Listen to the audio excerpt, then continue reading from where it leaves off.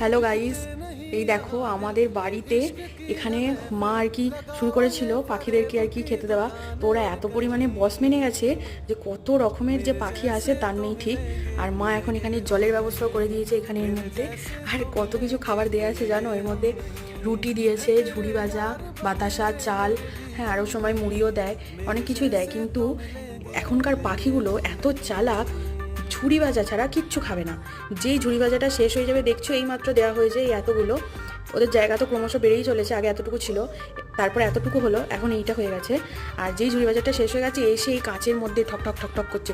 বিশেষ করে এই এই পাখিগুলো ঝুড়ি ভাজা খেতে বেশি ভালোবাসে। আমি কথা বলছি বলে আওয়াজ পেয়ে ওরা চলে গেল। আর ওই দিক থেকে তো ওরা আয়না মতন দেখবে, যেহেতু এই কাঁচগুলো এরকম, সেই জন্য ভাবছি কি কেউ চলে এসেছে, কিন্তু কিছুই করবো না।